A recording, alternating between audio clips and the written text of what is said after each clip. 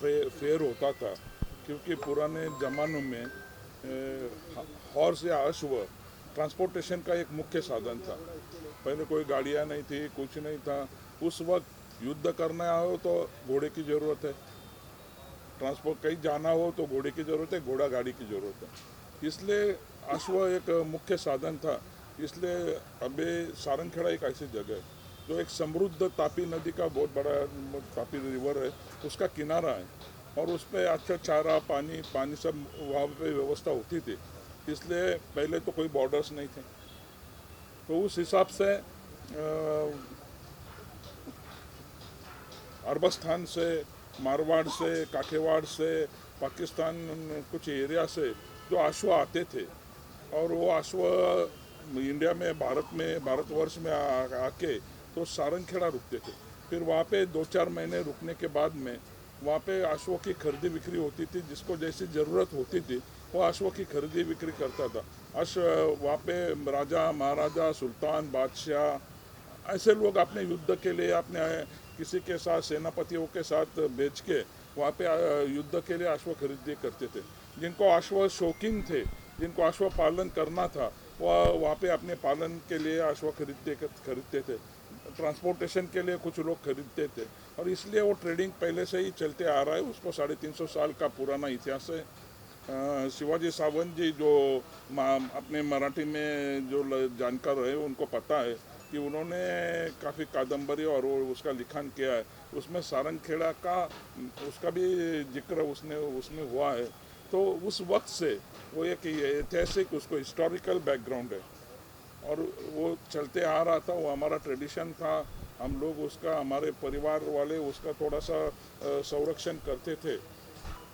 और बाद में वो जैसा चलता गया, ज़माना बदलते गया, फिर हमने उसको एक फेस्टिवल में रूपांतरित करने की कोशिश की, और 2011-12 से हमने उसको चेतक फेस्टिवल नाम दिया। ये चेतक फेस्टिवल नाम भी क्यों दिया, आप सबको पता है कि चेतक ये महाराणा प्रताप सिंह का अश्व था।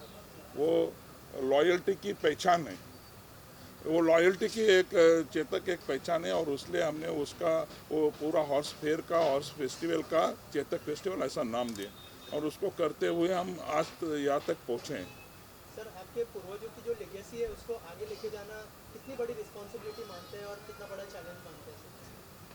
मेरे पूर्वजों की कहने से तो ऐसा है कि सारे पूर्वजों की, क्योंकि आज वह इंसान का, मानव का दोस्त तरीके से पहचाना जाता है, तो लेगेसी है। लोग भूलने लग गए। कुछ दिनों में छोटे बच्चों को पूछो कि घोड़ा कैसा होता है, तो वो बताएगा कैसा होता है। तो ये पहचान हमारी जो भारतीय संस्कृति की पहचान है, भारत का इतिहास है, उसको, उसकी पहचान बरकरार रखना हम सबका कर्तव्य है, और उसको हम पार कर रहे हैं। उसके लिए हम, हमारी जिम्मेदारी जो है, हम वो जिम्मेदारी निभा रहे हैं।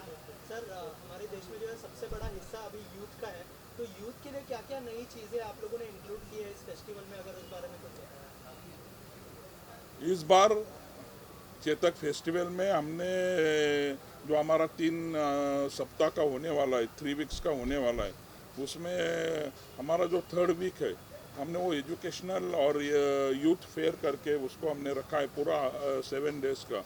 और उसमें हम वहाँ पे जो करियर गाइडेंस के वो कुछ इंस्पिरेशनल हो, ऐसा कुछ सेमिनार्स वहाँ पे रखने वाले, और उसके साथ साथ में हम इक्विस्टेरियन स्पोर्ट्स भी रखने वाले हैं। क्योंकि इक्विस्टेरियन स्पोर्ट्स के बारे में महाराष्ट्र में अभी हम काफ़ी पीछे हैं, क्योंकि महाराष्ट्र के पुलिस या उसमें अभी भी अश्व दल नहीं। कई राज्यों में, कई स्टेट में पुलिस में 5% उसका रिजर्वेशन होता है नौकरी में। जो इक्विस्टेरियन स्पोर्ट्स में जो बच्चे अच्छे होते हैं उनके लिए मिलिट्री में भी उसका रिजर्वेशन है, और उसी लिए हम पीछे। अभी तक महाराष्ट्र स्टेट ने भी इक्विस्टेरियन स्पोर्ट्स को गृहीत नहीं किया, अभी जाहिर नहीं किया। तो हमारी पहली तो मांग ये होगी कि जो इक्विस्टेरियन स्पोर्ट्स है उसको भी उसका खेल का दर्जा दिया जाए। वो जो रिकग्नाइजेशन इतर दूसरे राज्यों में है वो भी पूरे अपने महाराष्ट्र में उसके लिए उसकी भी पहल की जाए। और इस साल हमने इक्विस्टेरियन स्पोर्ट्स को भी बढ़ावा देने की कोशिश की है। पहले भी हमने टेंट पेगिंग और वो तो किए थे, और इस साल हम पूरा इक्विस्टेरियन स्पोर्ट्स का पूरा सप्ताह रखने वाले हैं।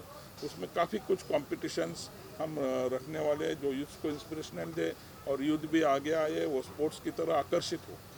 सर इसके अलावा जो स्पोर्ट्स है वो सब तक पहुंचना ज़रूरी है, चेतक की जो पहचान है वो सब तक पहुंचनी ज़रूरी है, तो ब्राइट की तरफ से किस तरह का सपोर्ट आपको मिला है, अगर उस बारे में कुछ बताओ। और योगेश भाई अगर आप कुछ बोलना चाहें। सर इंडिया में जितने इवेंट्स होते हैं 1 लाख इवेंट्स का हिस्सा हूँ मैं। ग्लैमर फिल्म एवर्ड्स से तो बहुत जुड़ा हूँ। क्रिकेट, फुटबॉल, कबड्डी के सिवा स्पोर्ट्स में चेतक का ये पहला मेरा लाइफ का एक्सपीरियंस रहेगा।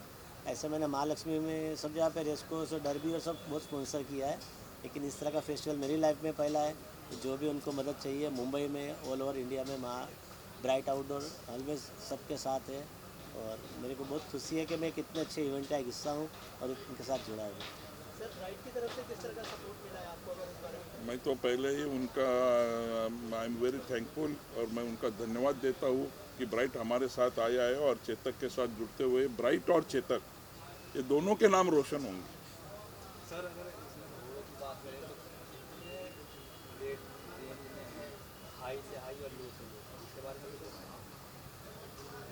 चेतक फेस्टिवल ऐसा है कि आपको वहाँ पे 50,000 से 10 करोड़ 11 करोड़ का घोड़ा भी देखने मिलेगा। वहाँ पे 3,500 अश्व होते हैं करीबन, हर कलर के, हर ब्रीड के, हर जात के जो इंडिया में पाए जाते हैं। वो वहाँ पे आपको एक ही टेंट के नीचे आपको सब देखने को मिलेगा।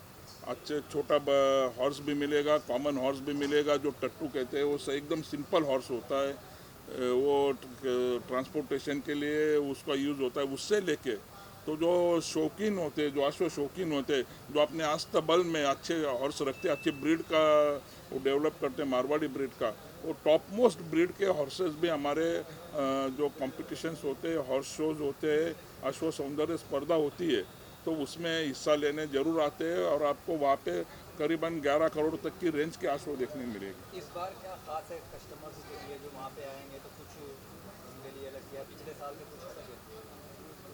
देखिए, हम हर साल उसको अपडेट करने की कोशिश करते हैं और उसमें मीडिया का काफ़ी बड़ा रोल रहा है। मीडिया हमें पहले से ही काफ़ी अच्छा उसमें सहयोग करता आ रहा है। तो इस साल हमने उसमें काफ़ी चेंजेस भी किए और हम पहले कैसा था कि हम हमारी तरफ से जैसा होता था वो करते थे। फिर अभी उसमें हम काफ़ी चेंजेस बदलाव करते, काफ़ी लोग हमसे जुड़ रहे हैं। अभी ब्राइट वाले जो जैसे जुड़ गए वैसे अनेक लोग, ये कारवा चलता जा रहा है। और उसमें जो बहुत बड़े बड़े चेंजेस हम इसमें कर रहे हैं, क्योंकि ये एक अश्व फेस्टिवल है। ये कभी आप इंडिया में आपको कहीं देखने मिलेगा नहीं, 2-3 जगह होता है, पर उसमें सारंगखेड़ा भी काफ़ी आगे आ रहा है। और काफ़ी सबसे बड़ा अश्व फेस्टिवल जो है वो चेतक फेस्टिवल है। तो उसमें जो घोड़ों के लिए, अश्व के रिलेटेड, हॉर्स के रिलेटेड जो भी कुछ होते हैं, जो स्पोर्ट्स होंगे, जो कुछ इवेंट्स होंगे, वो सब आपको सारंगखेड़ा में देखने मिलेंगे। सर ये 300 सालों से हो रहा है और शायद से बहुत बड़ी अचीवमेंट है, पर लोगों में बहुत ज़्यादा इस बारे में अवेयरनेस नहीं है। ऐसा क्यों मानते हैं? और सरकार की तरफ से कितना आप लोग, सरकारों के लिए बहुत बड़ी चीज़ है 300 साल, वेरी लॉन्ग टाइम। उस पर आपका सरकार की तरफ से क्या साथ में सरकार का कितना सहयोग होता है? नहीं, सरकार हमारे साथ में होती है। सरकार का भी डायरेक्ट इनडायरेक्ट सपोर्ट तो वैसे पहले से भी रहा है इतने साल, क्योंकि हर कोई कोशिश करता है कि ये उसको बढ़ावा दिया जाए।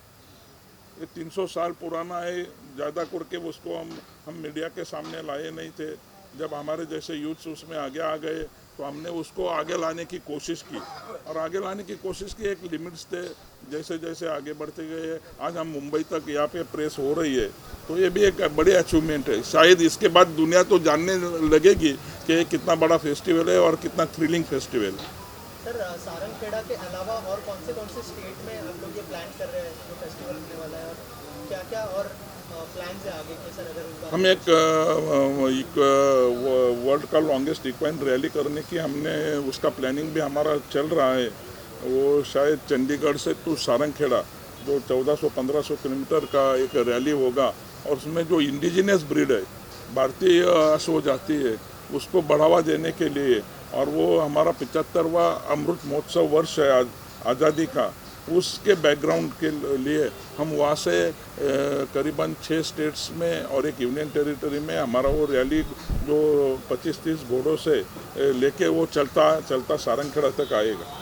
पहले अभी मेरे बाजू में बैठे हुए सिमरनजीत सिंह जी, इनके सुपुत्र राजवीर सिंह, उन्होंने 500 किलोमीटर का बच्चा है तो 14 इयर्स का, उसने 500 किलोमीटर का घोड़े पे राइड करके 6 दिन में सारंगखेड़ा आया था।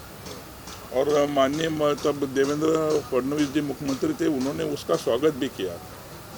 तो ऐसे ही हम जो कुछ बच्चे जो अश्व के लिए प्रति प्यार रखते हैं और कुछ करना चाहते हैं, हम हमेशा ही चेतक फेस्टिवल उनको बढ़ावा देते आया। सर आप भी कुछ कहना चाहेंगे प्रोडक्शन जेकर और एसोसिएशन? मेरा नाम सिमरनजीत सिंह है, मैं अकोला महाराष्ट्र से हूँ और मुन्ना दादा के साथ सारंगखेड़ा फेस्टिवल में स्पोर्ट्स और यूथ अवेयरनेस की तरफ मेरा ज़्यादा ध्यान है। जैसे मुन्ना दादा ने कहा कि इस साल हम लोग स्पोर्ट्स का जो वीक है वो यूथ इसके तरफ ज़्यादा से ज़्यादा अपना रुझान दिखाए और इस बार हम स्टेट को अपील कर रहे हैं कि जो सारंगखेड़ा में इक्विस्टेरियन स्पोर्ट्स होने वाले हैं उसको एटलीस्ट इंटर स्टेट का कंपटीशन का दर्जा दिया जाए, ताकि वहाँ जो भी पार्टिसिपेट करे उसको एक सर्टिफिकेट मिले और उसकी कोई अहमियत हो जो उसको एकेडमिक्स में आगे हेल्पफुल हो। मुन्ना दादा के प्रयत्न से हम लोग यही वीक में गवर्नमेंट के साथ भी कम्युनिकेशन करने वाले हैं और मेरे साथ जो हमारे स्पोर्ट्स को देखने वाले mister Nabeel, who is also present here, is also record holder for India. इन्होंने काफ़ी सारे स्पोर्ट्स किए हैं यूथ के साथ। तो we together as a team हम लोग कुछ ऐसे स्पोर्ट्स लेके आएंगे जो कन्वीनियंट भी है और आम तौर पे जो बच्चों को खेलने के लिए बहुत सरकारी परमिशनें, आर्मी का बैकअप या पुलिस का बैकअप लगता है, उसके बावजूद उसको इजी एक्सेस देंगे स्पोर्ट्स का। मुन्ना दादा का एक और प्रोजेक्ट है कि महाराष्ट्र में हॉर्स प्रीमियर लीग शुरू हो, तो वो भी जल्द सारंगखेड़ा से किक स्टार्ट होगा। सर ये महंगा शौक नहीं है, महंगा स्पोर्ट्स कह सकते हैं? कोई भी शौक और कोई भी स्पोर्ट्स महंगा नहीं है अगर वो आपके बच्चे को फेम देता है।